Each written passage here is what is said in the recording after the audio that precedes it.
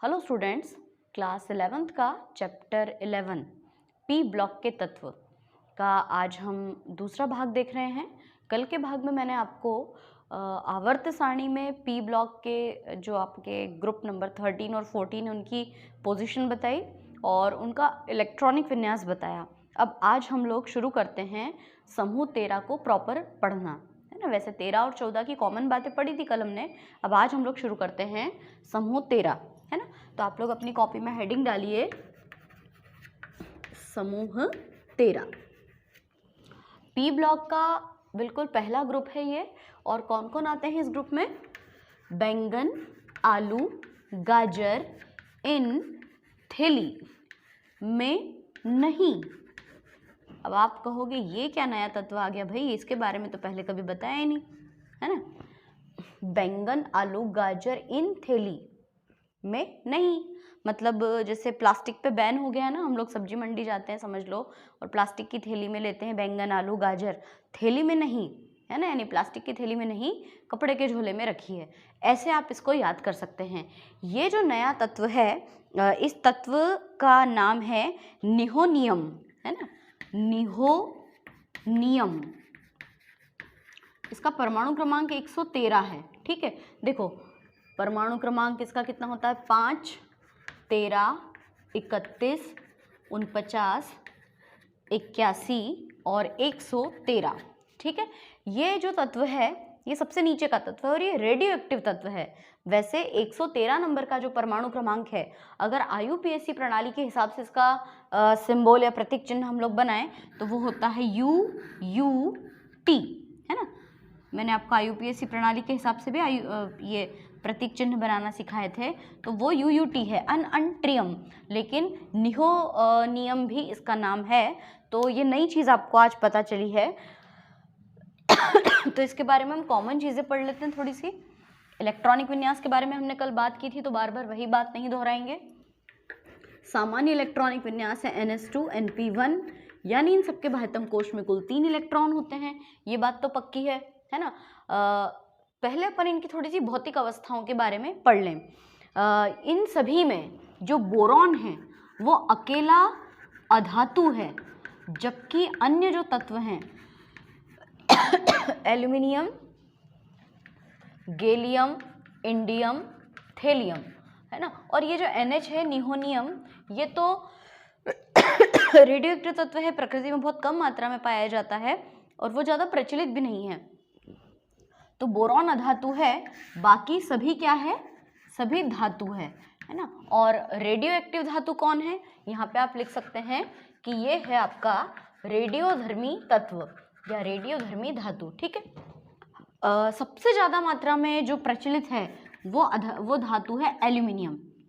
Gallium, indium, thallium भी धातु है, लेकिन एल्यूमिनियम जो है वो सर्वाधिक मात्रा में पाई जाने वाली धातु है ना। ऐसा भी बोला जाता है कि पहले अपन बोरॉन की बात करते हैं। बोरॉन प्रकृति में बहुत कम मात्रा में मिलता है, लेकिन अगर मिलता भी है तो वो संयुक्त अवस्था में पाया जाता है। कैसे? बोरॉन जो है बोरेक्स के रूप में मिलता है ना। बोरेक्स का सूत्र होता है Na2B4O7.10H2, है ना। याद रखना, इसको बोरेक्स भी कहते हैं। कभी मान लो एक नंबर में प्रश्न आ जाए कि बोरेक्स का सूत्र क्या है, इसको सुहागा भी कहते हैं। बोरेक्स का एक और नाम है सुहागा, ठीक है। तो Na2B4O7.10H2 के रूप में पाया जाता है। इसके अलावा बोरेक्स आपको मिलेगा बोरिक अम्ल के रूप में। बोरिक अम्ल का सूत्र H3BO3। इसके अलावा आपने को इस चैप्टर में पढ़ना है डायबोरेन, तो डायबोरेन के रूप में भी मिलता है ये, है ना। डायबोरेन का सूत्र होता है B2H6। और एक और यौगिक होता है इसका बोरोजीन, जो कि अकार्बनिक बेंजीन भी कहलाता है, B3N3H6, है ना। ये इसका अणुसूत्र है। तो बोरॉन जो है आपको प्रकृति में अकेला नहीं मिलेगा, संयुक्त अवस्था में मिलता है और वो इन रूपों में पाया जाता है। बोरॉन के बाद अगला जो तत्व है आपका एल्यूमिनियम। इसके बारे में कुछ बातें याद रखना कि एल्यूमिनियम जो है वो प्रकृति में भूपर्पटी में सर्वाधिक मात्रा में पाई जाने वाली धातु है।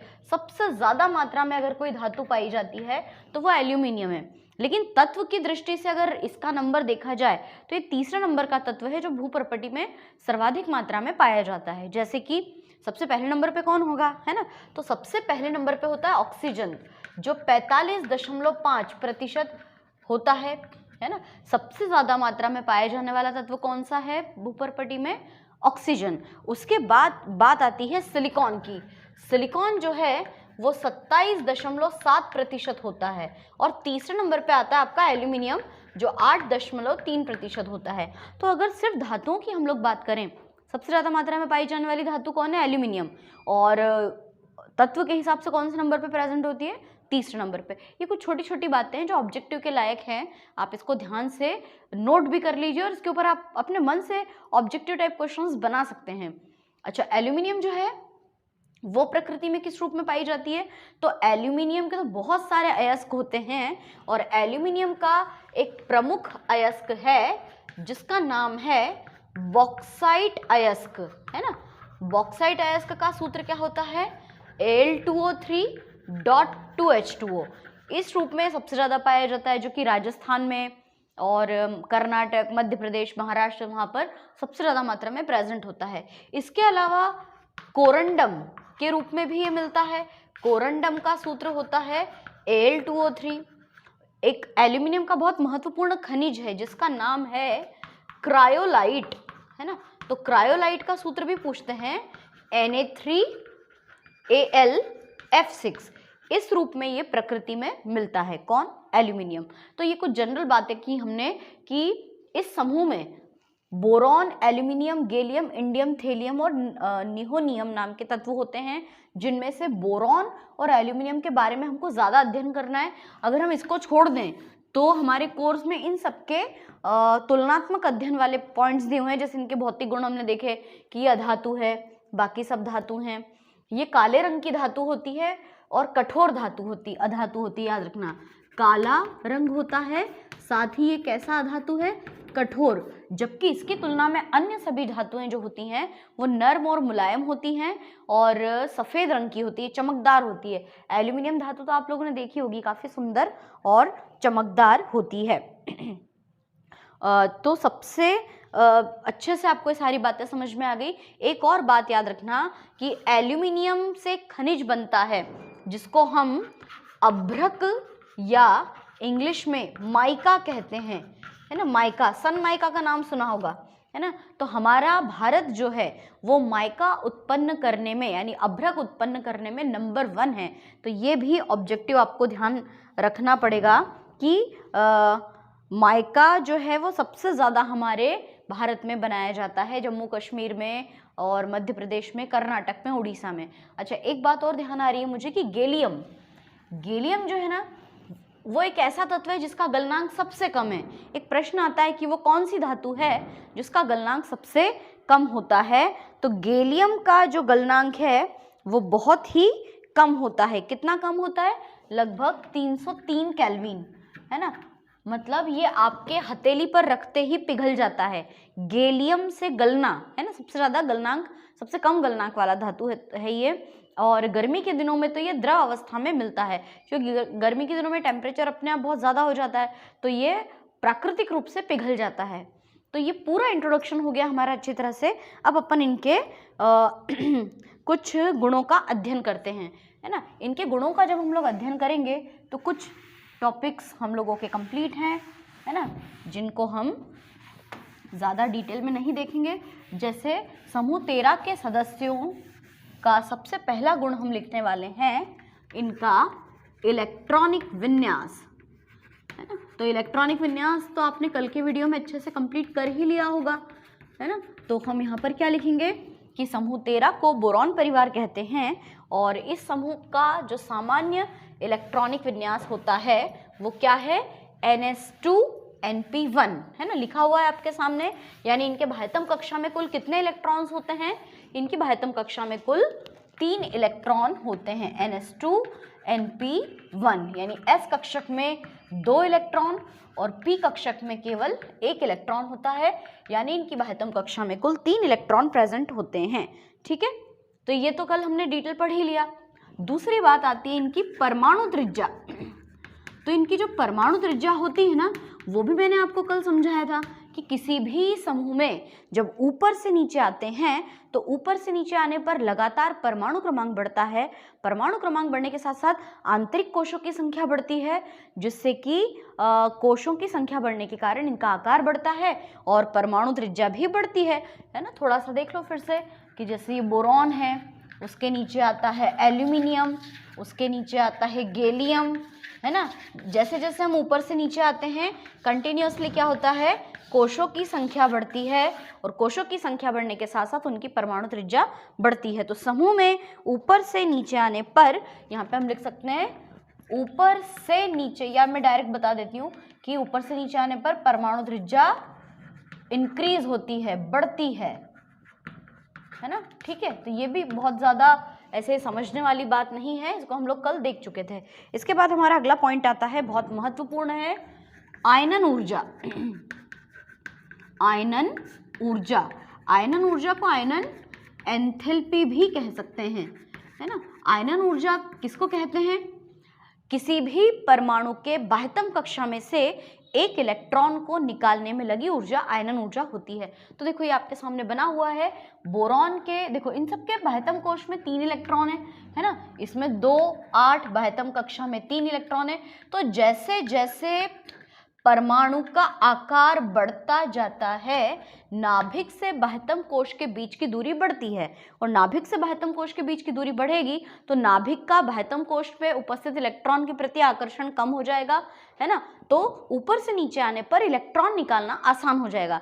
लेकिन जो पहले नंबर का सदस्य है आपका बोरॉन, है ना, इसका परमाणु क्रमांक है 5, इसका इलेक्ट्रॉनिक विन्यास है 1s2 2s2 2p1, है ना, यानी पहले कोश में 2, दूसरे कोश में 3। अब यहाँ पर क्या प्रॉब्लम आ जाती है कि बोरॉन का आकार अपने समूह में सबसे छोटा है।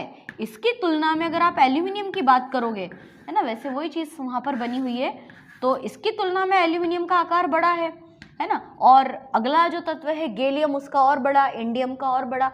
तो क्या होता है कि ये जो बोरॉन होता है, एक परमाणु या किसी तत्व के में से एक इलेक्ट्रॉन निकालने में लगी ऊर्जा को प्रथम आयनन ऊर्जा कहते हैं, 2 इलेक्ट्रॉन निकालने में लगी ऊर्जा को द्वितीय आयनन ऊर्जा और 3 इलेक्ट्रॉन निकालने में लगी ऊर्जा को तृतीय आयनन ऊर्जा कहते हैं।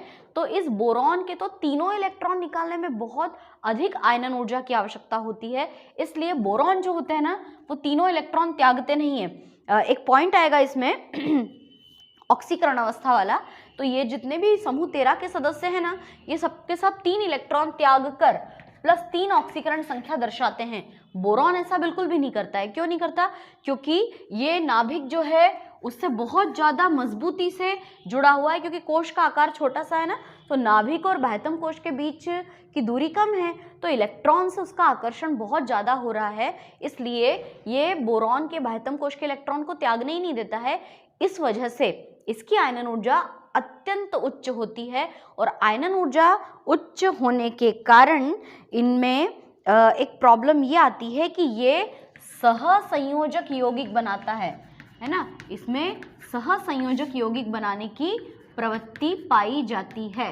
इस बात को याद रखना। एक जब अपन ऑक्सीकरण संख्या वाला पॉइंट पढ़ेंगे ना, तब एक प्रश्न आएगा कि क्या कारण है कि बोरॉन +3 ऑक्सीकरण संख्या नहीं दर्शाता। रीजन क्लियर है कि बोरॉन अपने समूह का प्रथम सदस्य है जिसका आकार बहुत छोटा होता है और छोटा आकार होने के कारण इसके नाभिक से बाह्यतम कोश के बीच की दूरी बहुत कम होती है, इसलिए आकर्षण बल अधिक होता है और इलेक्ट्रॉन निकालने में अत्यधिक ऊर्जा की आवश्यकता होती है। इसलिए बोरॉन अपने समूह के अन्य सदस्यों के जैसे +3 ऑक्सीकरण संख्या नहीं दर्शाता है। तो आपको आयनन ऊर्जा वाली बात भी समझ में आ गई होगी। तो बोरॉन से एल्यूमिनियम तक जब हम बढ़ते हैं तो आयनन ऊर्जा में क्या होती है?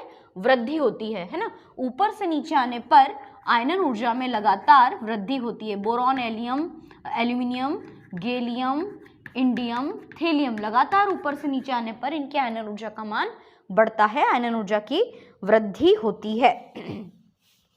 अच्छा, फिर अगला पॉइंट आता है इसका विद्युत ऋणात्मकता। विद्युत ऋणात्मकता, इसका क्या मतलब है? इलेक्ट्रॉन युग्म को ग्रहण करने की क्षमता।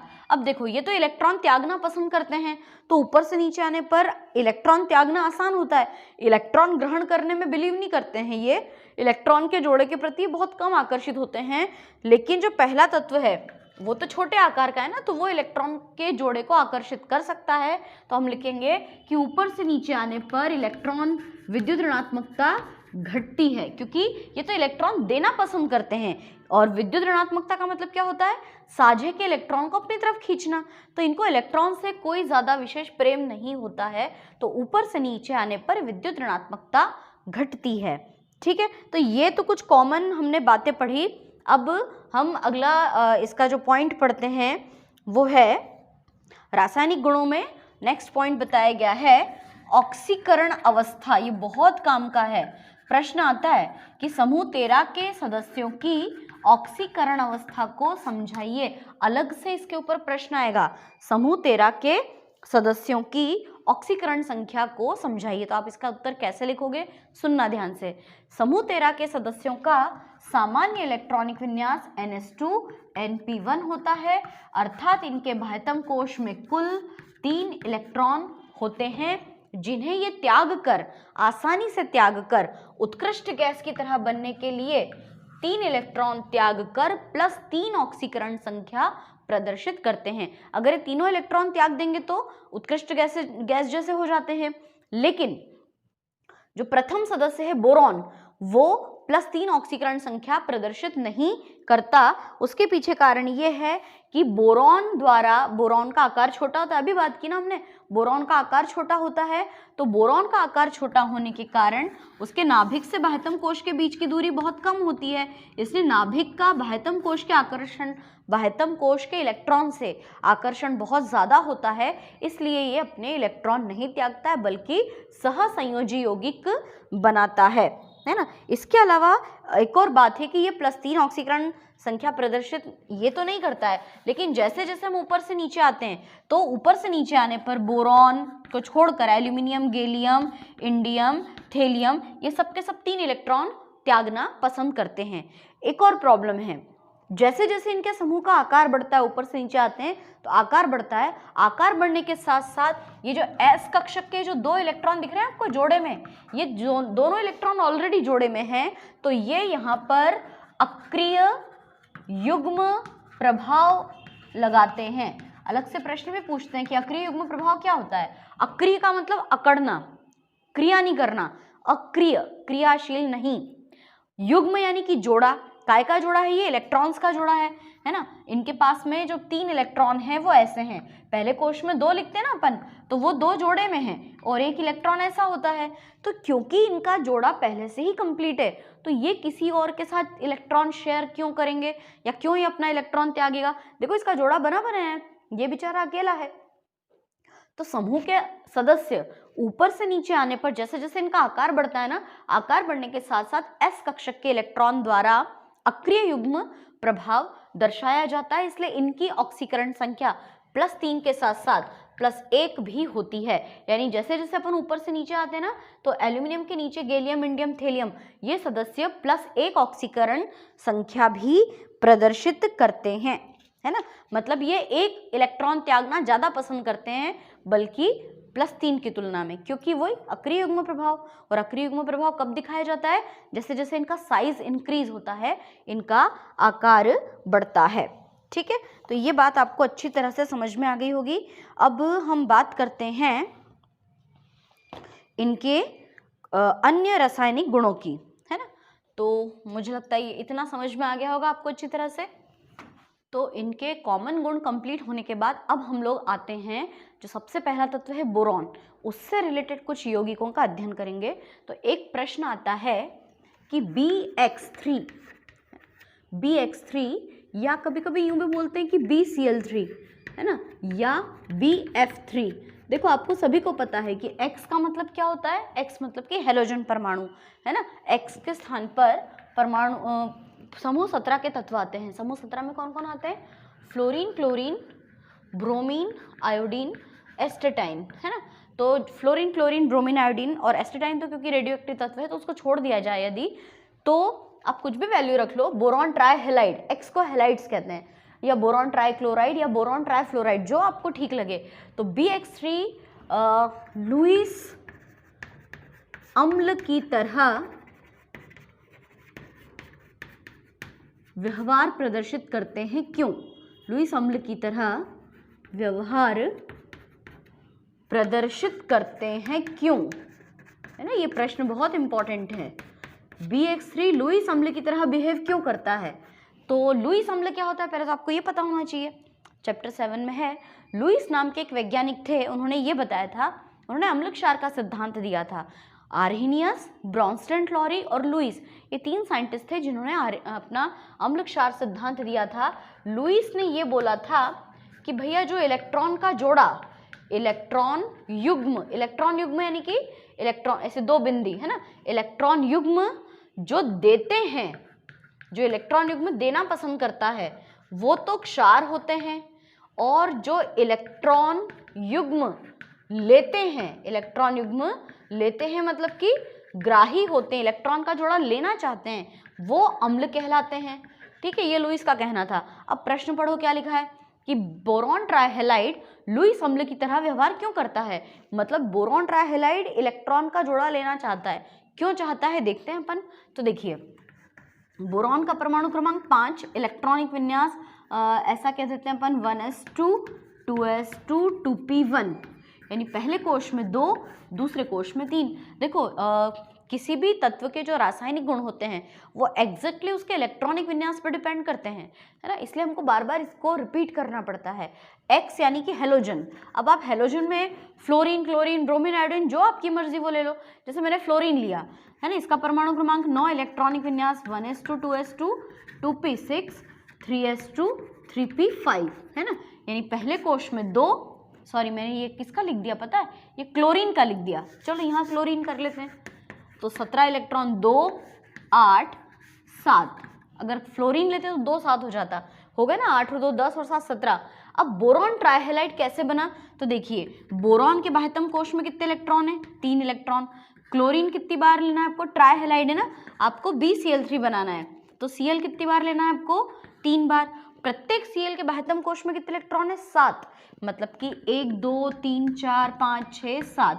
इसके पास भी 1 2 3 4 5 6 7, इसके पास भी 7 इलेक्ट्रॉन है। अब हमने अभी पढ़ा कि भैया बोरॉन जो होता है ना वो तो सहसंयोजक प्रकृति का होता है, मतलब उसको इलेक्ट्रॉन देना पसंद नहीं है, शेयर कर सकता है इलेक्ट्रॉन को, क्योंकि आकार छोटा है ना, आकार छोटा होने के कारण नाभिक बहुत ज़्यादा अट्रैक्ट करके रखता है इलेक्ट्रॉन को। ऐसी क्लोरीन के बाह्यतम कोश में कितने, 7।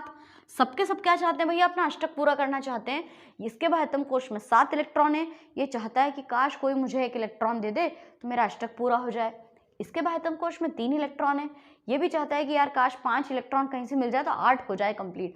दोनों को अष्टक पूरा करना है। तो देखो क्लोरीन ने क्या करा, एक साझेदारी यहाँ की, एक साझेदारी यहाँ पर की, एक यहाँ पर की, तो क्लोरीन का तो काम हो गया भैया, हो गए 8 इलेक्ट्रॉन। बोरॉन ने भी तो क्या किया, बोरॉन ने भी साझेदारी की, पर बेचारे बोरॉन के पास 1 2 3 4 5 6 सिर्फ 6 इलेक्ट्रॉन, इसलिए ये त्रिसंयोजी अवस्था में होते हैं और इनके पास 6 इलेक्ट्रॉन होते हैं। हम इस स्ट्रक्चर को ऐसे भी बना सकते हैं, BCl3, है ना। अब इस बेचारे इलेक्ट्रॉन, इसके पास कितने इलेक्ट्रॉन है, बोरॉन ट्राइहेलाइड के पास, पर्टिकुलर बोरॉन के पास कितने, 6 हैं, है ना। इसको अष्टक पूरा करने के लिए भी और कितने चाहिए, आप यहाँ देखो ना, क्लोरीन के पास 8 हो गए, इसके पास 8 हो गए, इसके पास 8 हो गए, इस बोरॉन के पास कितने हुए, 1 2 3 4 5 6। अभी भी अष्टक को पूरा करने के लिए कितने इलेक्ट्रॉन चाहिए, इसको 2 इलेक्ट्रॉन और चाहिए, मतलब इसको इलेक्ट्रॉन का जोड़ा चाहिए।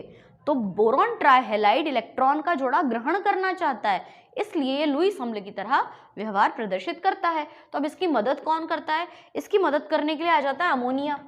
अमोनिया जो होता है ना, परमाणु क्रमांक 7, इलेक्ट्रॉनिक विन्यास 2 5, हाइड्रोजन परमाणु क्रमांक 1, इलेक्ट्रॉनिक विन्यास 1। तो अमोनिया का सूत्र क्या होगा, देखो कितने 5 इलेक्ट्रॉन है ना, 1 2 3 4 5। हाइड्रोजन, अमोनिया का सूत्र NH3 होता है, तो यहाँ पे एक एक हाइड्रोजन आ गए। अब हाइड्रोजन बेचारे का तो पहला ही कोश पूरा नहीं है, पहले कोश में कितने होना चाहिए, 2, इसके पास तो 1 ही है। तो देखो इन दोनों ने भी साझेदारी की, अमोनिया ने नाइट्रोजन ने एक हाइड्रोजन से साझेदारी की, नाइट्रोजन के पास 8 हो गए क्या, देखो कैसे, 2 4 5 तो खुद के, 6 7 8। अमोनिया के पास अपने 8 इलेक्ट्रॉन कंप्लीट है, इस बेचारे बोरॉन ट्राइक्लोराइड के पास में तो 6 इलेक्ट्रॉन है। तो अमोनिया का नेचर होता है, अमोनिया के पास इलेक्ट्रॉन का जोड़ा होता है ना, तो वो इलेक्ट्रॉन देने की प्रवृत्ति रखते हैं। तो क्योंकि अमोनिया इसको इलेक्ट्रॉन का जोड़ा देता है, तो अमोनिया तो बन जाता है आपका लुईस अम्ल, है ना, सॉरी उल्टा बोल दिया, लुईस क्षार, क्योंकि उसने इलेक्ट्रॉन का जोड़ा दिया। और जो आपका बोरॉन ट्राइहैलाइड है वो बन जाता है लुईस अम्ल, ठीक है, इसको बोल देंगे अपन लुईस अम्ल। तो ये हो गया आपका क्लियर बिल्कुल कि क्यों BX3 लुईस अम्ल की तरह व्यवहार प्रदर्शित करता है। तो BX3 जो है वो एक प्रकार का इलेक्ट्रॉन न्यून यौगिक है, इसके संयोजकता कोश में 6 इलेक्ट्रॉन होते हैं, किसके, BX3 के, है ना, बोरॉन की बात नहीं चल रही है। BX3 के बाह्यतम कोश में कुल 6 इलेक्ट्रॉन होते हैं, इसको एक इलेक्ट्रॉन के युग्म की आवश्यकता होती है और वो इलेक्ट्रॉन युग्म ग्राही का कार्य करता है, इसलिए ये लुईस अम्ल की तरह व्यवहार प्रदर्शित करता है। तो ये प्रश्न बहुत इंपॉर्टेंट है, मुझे लगता है आपको अच्छे से समझ में आ गया होगा, है ना। एक और प्रश्न पढ़ते हैं अपन।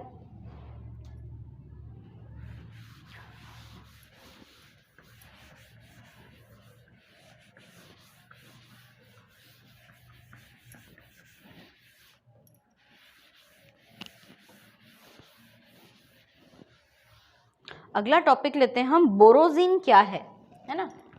क्वेश्चन है हमारा, बोरोजिन क्या है ना, बोरोजिन क्या है, इसके बनाने की विधि, गुण और उपयोग लिखिए, है ना।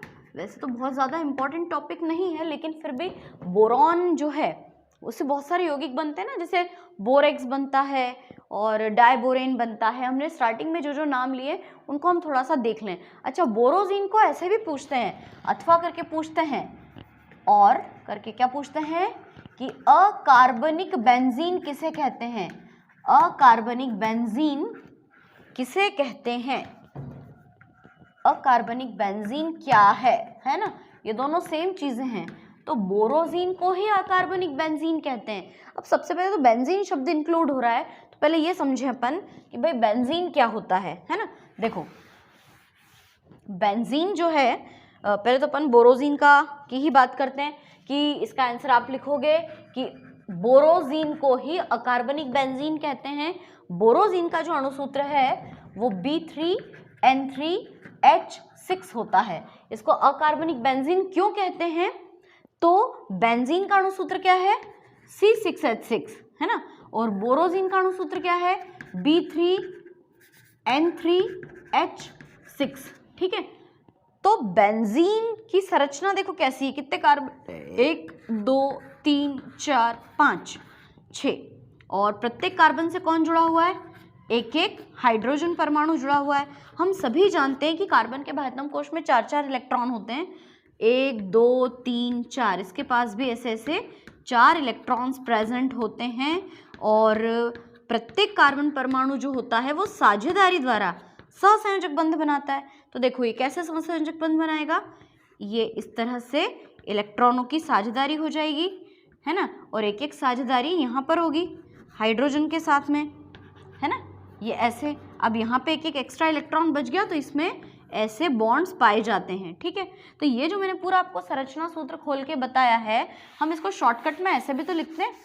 बेंजीन को कैसे लिखते हैं अपन, C6H6, आप ऐसे भी लिख सकते हो, 1 2 3 4 5 6, अपन डायरेक्ट ऐसे भी बना सकते हैं, है ना, कोई दिक्कत नहीं है। यहाँ पे एक एक हाइड्रोजन ले लो, बिना इलेक्ट्रॉन शो किए आप ऐसे भी लिख सकते हो, है ना, ये ऐसे, और इनमें एक अंतर क्रम में बंद होता है।